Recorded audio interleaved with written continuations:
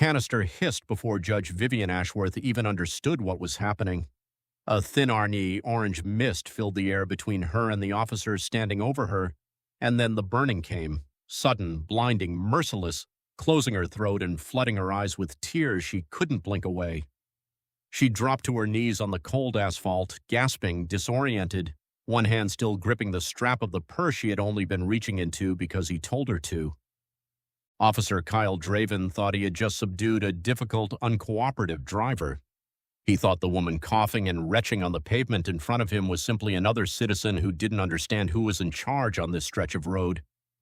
He had no idea that the woman he had just pepper-sprayed in the face without warning was the Honorable Vivian Ashworth, a sitting federal district judge on her way home from a quiet weekend visiting her elderly mother, with a hearing scheduled at the federal courthouse in less than 2 hours. By noon, his badge would be the least of his problems. A federal courtroom was about to become his worst nightmare, and the department that had trained him to see aggression as authority was about to learn exactly what happens when that aggression lands on the wrong person. This is the story of one routine stop, one reckless decision, and the reckoning that followed. Before we continue, drop a comment below and tell me which city you're watching from right now. And if you haven't subscribed yet, hit that button today, because this channel brings you real stories of justice every single week, and you don't want to miss what happens next. Let's get into it.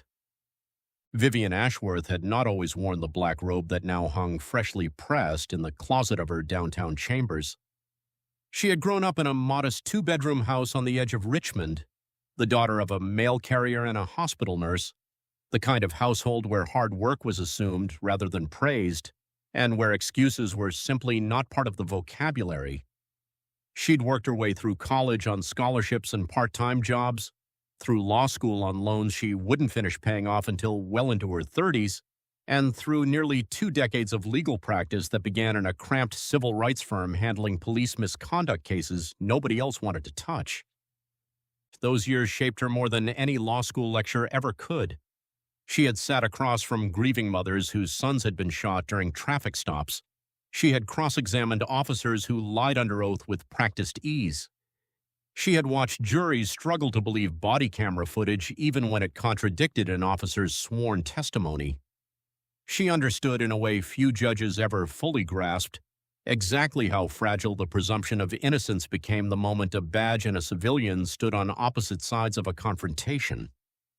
At 44, after building a reputation as a formidable litigator and later a respected magistrate, Vivian was appointed to the federal bench.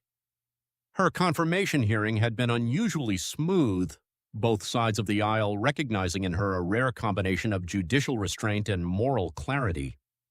In the 4 years since, she had built a reputation for rulings that were tough but scrupulously fair, respected by prosecutors and defense attorneys alike, occasionally recognized by name in legal journals but rarely by face outside the walls of the courthouse.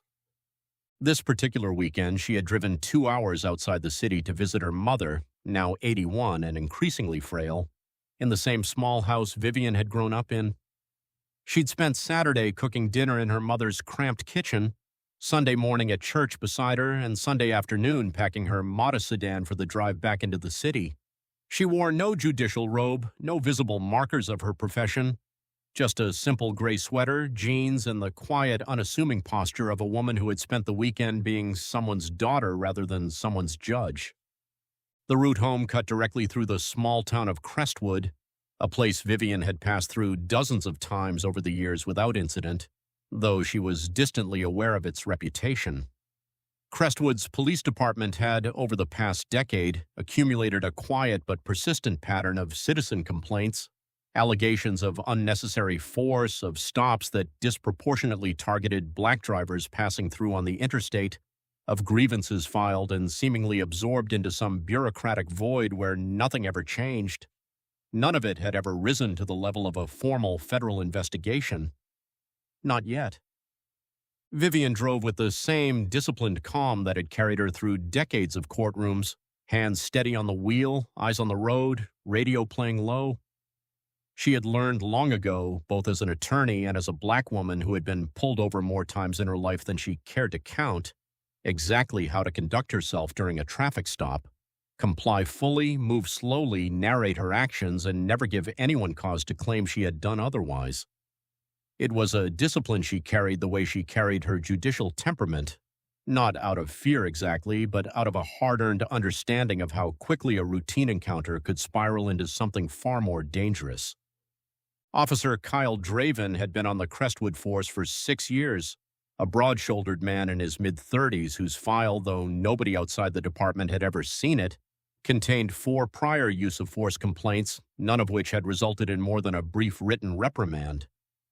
He viewed himself as a proactive officer, the kind who caught the things lazier cops missed: out-of-town plates, unfamiliar faces, cars that looked a little too nice for the neighborhood they were passing through.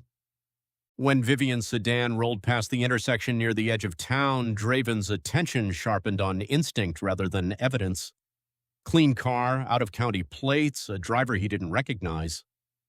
He pulled out behind her and followed for nearly a mile before flipping on his lights, later claiming in his report that she had failed to come to a complete stop at a rural intersection, an allegation that existed nowhere except in his own account, since no dashcam footage from that particular angle ever surfaced during the investigation that followed.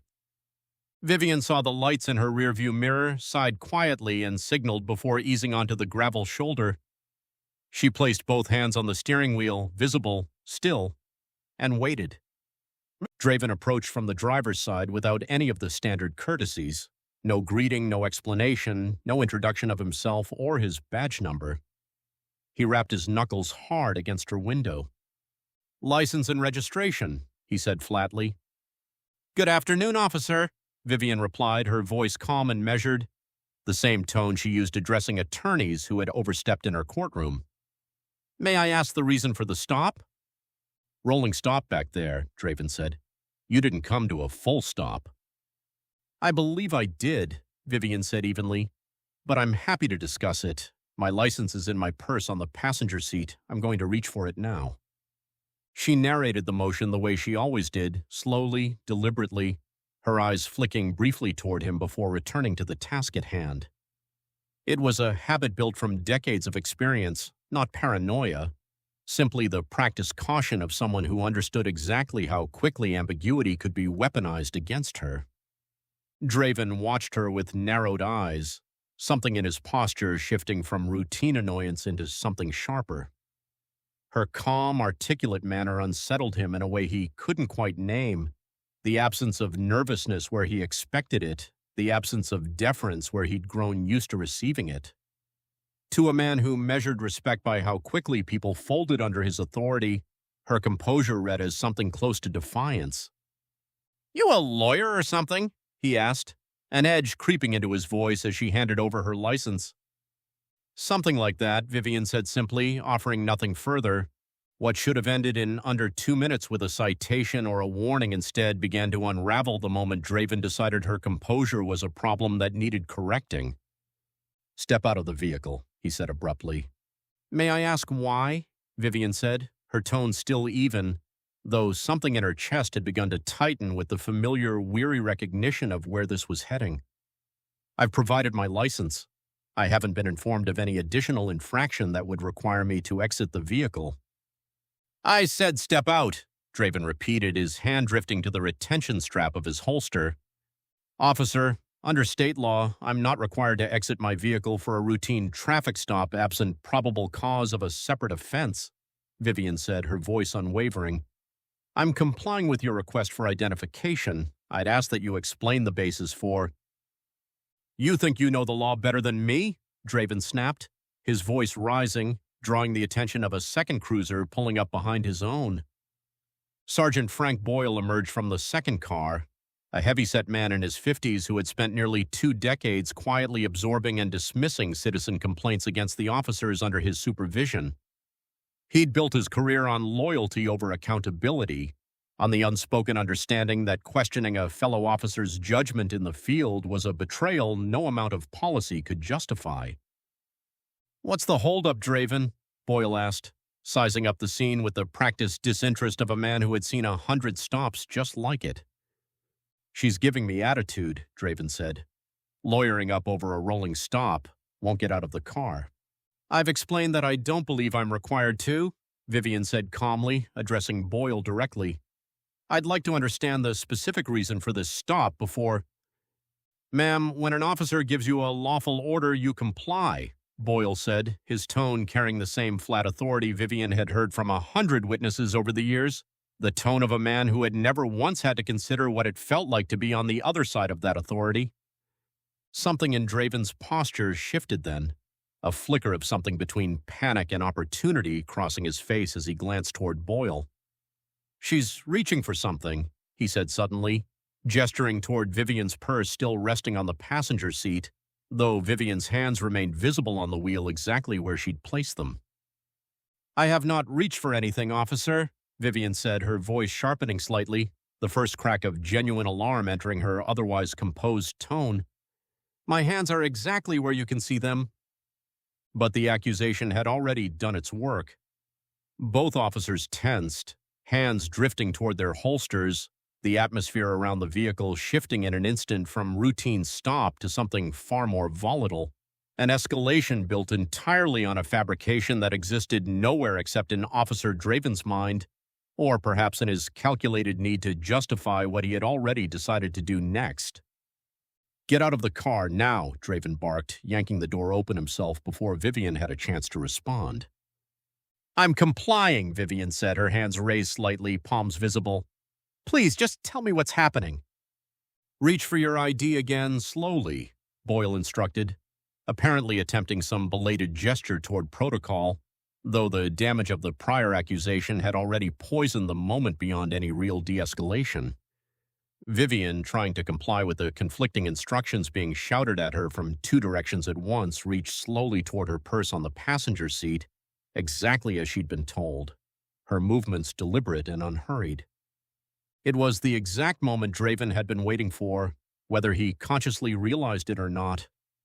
Something in him, fear, adrenaline, the desperate need to reassert control over a situation his own actions had destabilized, pushed past whatever thin restraint remained. "Hands where I can see them," he shouted. And before Vivian could fully process the contradiction between the instruction she'd just been given and the one now being screamed at her, he raised the canister of pepper spray and deployed it directly into her face from less than 3 feet away. The chemical agent hit her instantly, an explosion of burning agony across her eyes, nose, and throat unlike anything she had ever experienced. She gasped, her lungs seizing as she inhaled the aerosolized capsaicin, her vision dissolving into a blur of tears and fire. She staggered, one hand grasping blindly at the open car door for balance, before her knees buckled and she collapsed onto the gravel shoulder, coughing violently, unable to speak, unable to see, unable to do anything except endure. "Stop resisting!" Draven shouted, though she had done nothing but fall, incapacitated by the very substance he had just used against her. Boyle moved in without hesitation, forcing her onto her stomach against the rough asphalt, wrenching her arms behind her back despite her obvious inability to resist anything in her current state.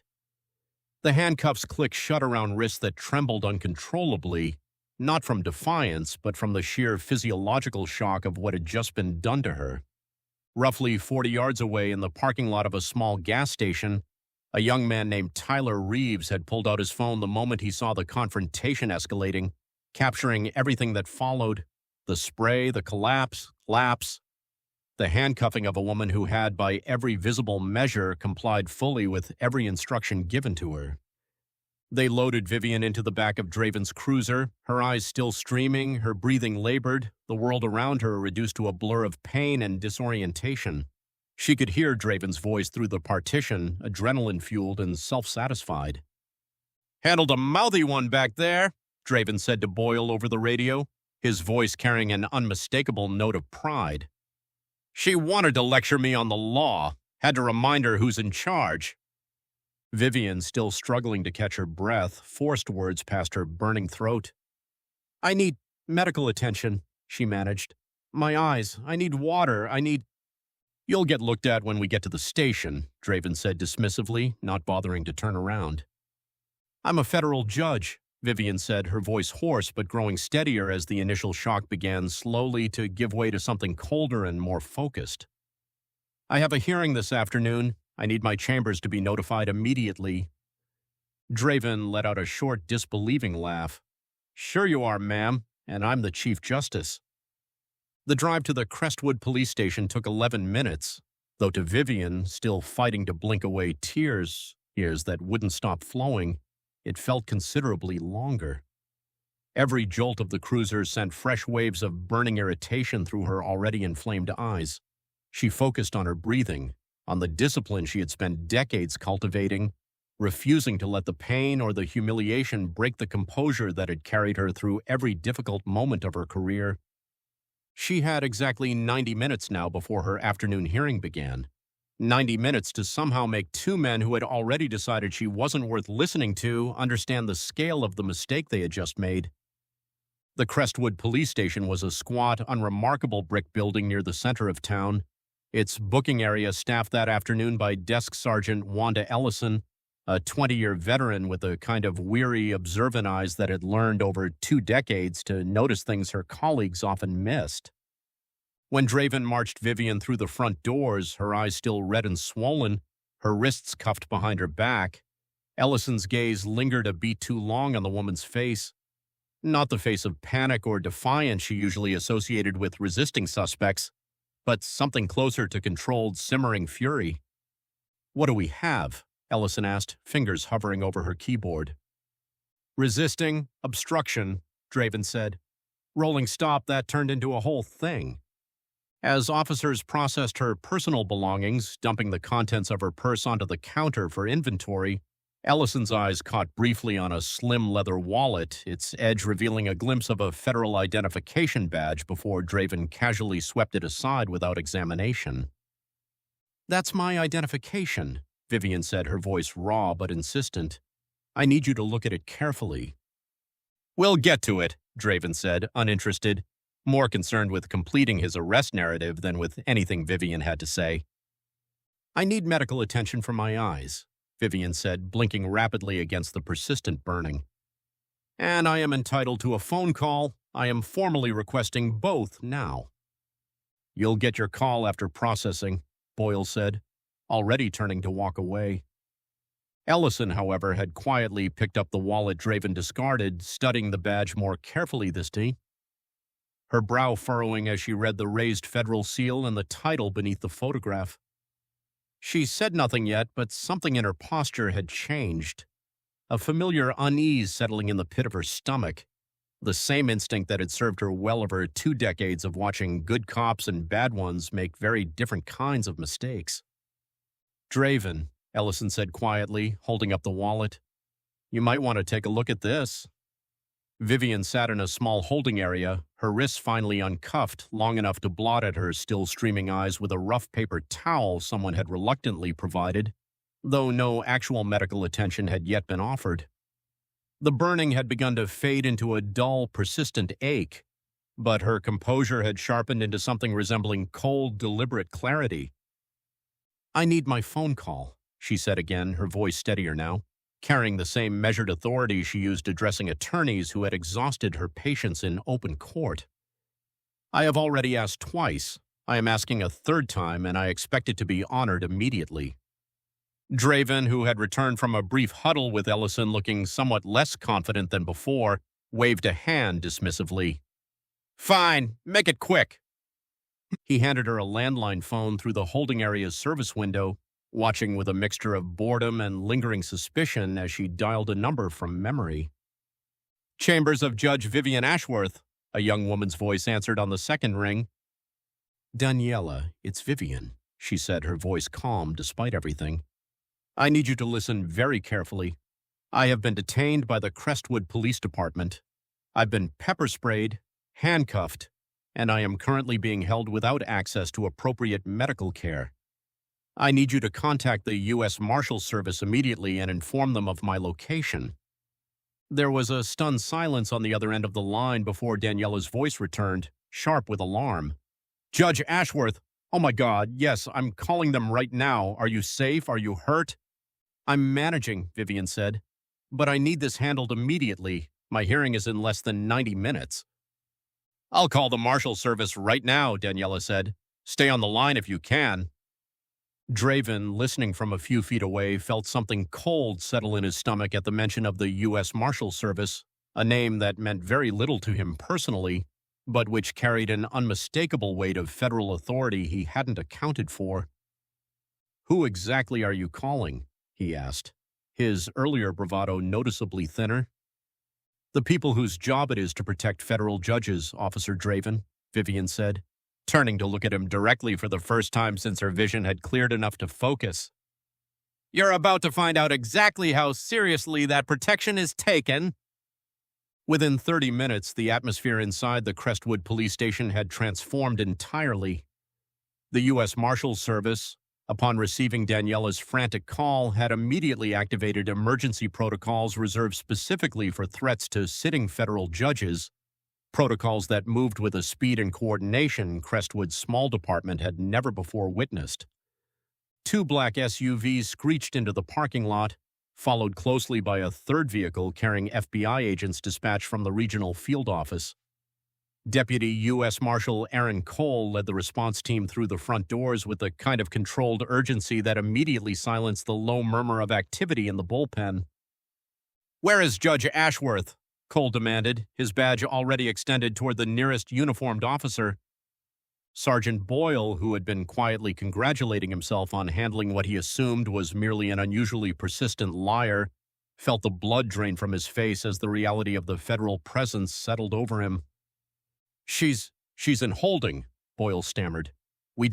Nobody verified." "You had her identification in your hands," Ellison said quietly from behind the booking desk, unable to contain the accusation any longer. "I told you to look at it."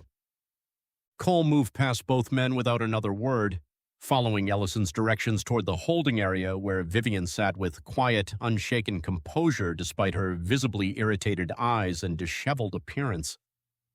"Judge Ashworth," Cole said, his voice softening with genuine concern as he unlocked the holding area door. "Deputy U.S. Marshal Aaron Cole, we're here to secure your safety and get you immediate medical attention." "Thank you, Deputy," Vivian said, rising slowly, her legs still slightly unsteady. "I'd like this documented thoroughly, and I'd like Officer Draven and Sergeant Boyle detained for questioning regarding the circumstances of my arrest." Draven, standing frozen near the booking desk, felt the weight of the moment crash over him entirely as FBI agents began securing the area, collecting statements, and requesting immediate access to the department's use of force records. "This can't be happening," he muttered, more to himself than to anyone listening. "It already has," Cole said flatly, gesturing for an agent to escort Draven to a separate interview room. "And it's about to get considerably worse." News of the incident reached local media outlets within hours, but it was Tyler Reeves's cell phone footage, uploaded that same evening under the simple caption, "Cop pepper sprays a woman who did nothing wrong, then finds out she's a federal judge." That transformed a local controversy into a national story practically overnight. The video, viewed nearly 3 million times within the first 24 hours, showed the entire sequence in unflinching clarity. Vivian's calm compliance, the sudden deployment of the pepper spray, her collapse onto the pavement, and the handcuffing of a woman who had by every visible measure done nothing to warrant such treatment. Legal organizations across the country responded swiftly and forcefully. Bar associations issued statements condemning the incident. Sitting judges, unusual in their willingness to comment publicly on matters involving colleagues, expressed outrage at what many described as an alarming demonstration of how easily even a federal judge could become a victim of police overreach. Crestwood's mayor, facing a mounting public relations crisis, issued a hastily prepared statement within 36 hours announcing an independent review of the incident, though the announcement did little to quell the growing public anger, particularly once it became clear that Officer Draven's personnel file contained a documented history of prior complaints that had never resulted in meaningful discipline. The FBI's Civil Rights Division formally opened an investigation into the Crestwood Police Department within days, an inquiry that expanded rapidly beyond the specifics of Vivian's arrest to encompass a broader pattern of misconduct that had for years been quietly absorbed and dismissed by internal review processes designed more to protect officers than to hold them accountable. Investigators uncovered that Officer Draven had accumulated 4 separate excessive force complaints over his 6-year tenure, each resolved with nothing more than informal counseling sessions that left no lasting mark on his record. Sergeant Boyle, it emerged, had personally overseen the dismissal of at least 2 of those complaints, a pattern of institutional protection that painted a damning picture of a department culture that prioritized loyalty over accountability at every level. The investigation also revealed statistical disparities in Crestwood's traffic stop data stretching back nearly a decade. Black drivers passing through the town were stopped and searched at rates significantly disproportionate to their share of traffic on the roads in question, a pattern eerily reminiscent of exactly the kind of civil rights cases Vivian had once argued as a young attorney, decades before she ever imagined finding herself on the receiving end of the very dynamic she had spent her career fighting to dismantle.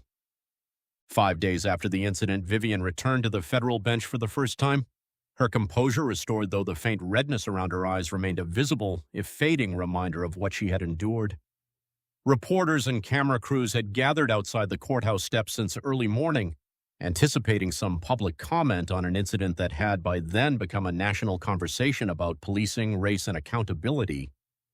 That morning's docket, by an irony not lost on anyone following the story closely, included a civil rights case involving allegations of excessive force by a different police department entirely, a case Vivian had been assigned to preside over weeks before her own encounter in Crestwood. Before proceedings began, Vivian addressed the courtroom directly, her voice steady, measured, carrying the same disciplined authority that had defined her entire career. "I want to be clear that what happened to me in Crestwood does not define this proceeding, nor should it," she said. "But I would be doing a disservice to this bench and to the principles I have sworn to uphold if I pretended the experience taught me nothing new. It reminded me, in the most visceral way possible, exactly how fragile the presumption of good faith becomes the moment a badge and a citizen find themselves on opposite sides of an encounter. That lesson belongs in this courtroom today, and it will remain with me in every case that comes before me from this point forward." The statement, brief and measured as it was, reverberated far beyond the walls of that single courtroom, cited within hours by legal commentators as one of the most consequential judicial statements on policing in recent memory. Officer Kyle Draven's federal trial began 3 months later following formal charges of deprivation of rights under color of law and excessive use of force. Prosecutors built their case methodically around the recovered body camera footage Draven had attempted, unsuccessfully, to have flagged as malfunctioning in the immediate aftermath of the incident, before forensic technicians confirmed the recording had simply been delayed in uploading due to a routine server backlog, preserving an unaltered record of everything that had transpired. The footage proved devastating in court. Jurors watched in uncomfortable silence as Vivian complied fully with every instruction given to her hands remaining visible throughout, followed immediately by Draven's unprompted deployment of the pepper spray from a distance well within department guidelines prohibiting such use, absent genuine physical threat. Defense attorneys attempted to argue that Draven had acted out of a reasonable, if mistaken, perception of danger, but the argument collapsed almost immediately under cross-examination, particularly once prosecutors introduced Draven's own recorded radio communication bragging about handling a mouthy one, language that undercut any claim of genuine fear for his safety.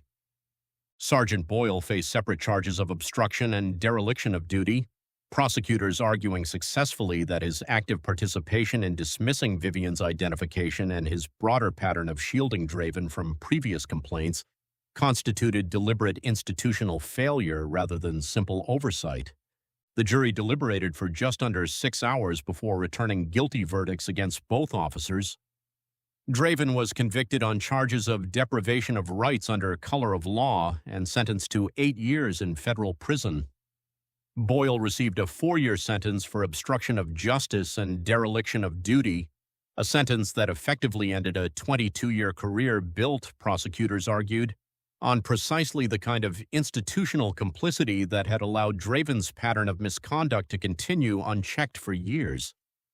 In the aftermath, the Department of Justice placed the Crestwood Police Department under a federal consent decree mandating sweeping reforms, independent oversight of use-of-force incidents, revised traffic stop protocols designed to address the documented racial disparities uncovered during the investigation, and mandatory de-escalation training for every officer on the force. Vivian's case, cited repeatedly in policy discussions that followed, became something of an unlikely catalyst for broader conversations about police accountability, precisely because of the stark, undeniable irony at its center that even a sitting federal judge, a woman whose entire professional life had been dedicated to the fair administration of justice, could find herself powerless in the face of unchecked authority, saved not by her title but ultimately by the same protective systems available, at least in theory, to every citizen, though rarely activated with such speed or force on their behalf. Months later, on a quiet evening after her clerks had gone home, Vivian sat alone in her chambers, the city lights visible through the tall windows behind her desk, the events of that afternoon in Crestwood feeling in some ways both impossibly distant and uncomfortably close. Daniela, her clerk, lingered in the doorway before finally speaking. "Judge Ashworth, can I ask you something? Has what happened changed how you see cases like this, the ones involving police conduct?" Vivian considered the question for a long moment before answering. "It didn't change what I already believed," she said finally. "It confirmed it in a way I never wanted to experience personally. I always understood intellectually how quickly good faith collapses in these encounters. Now I understand it in my body as well as my mind. That's not something I would wish on anyone, but I won't pretend it hasn't sharpened my resolve to see these cases clearly, without illusions about how these systems actually function for the people who lack the protections I ultimately had." Daniela nodded slowly, something in her own understanding of justice settling into place. "I think that's why this case mattered so much to people, because if it could happen to you—" "It reminds people it can happen to anyone," Vivian finished quietly. "That was never a lesson I wanted to teach, but if it makes even one department examine itself more honestly, then perhaps some good came from it after all." She turned back toward the window, the city stretching out below her, unshaken despite everything she had endured, still committed to the work that had defined her life long before that afternoon on a quiet stretch of road outside Crestwood, and that would continue to define it long after. True justice was never about the title someone holds or the uniform someone wears. It's about what happens in the moments when power goes unchecked, and whether the systems meant to protect us actually do. If this story moved you, hit that like button. It helps this channel grow. Share it with someone who needs to see justice finally win. And subscribe, because next week, another powerful story of accountability and consequences coming your way. See you in the next one.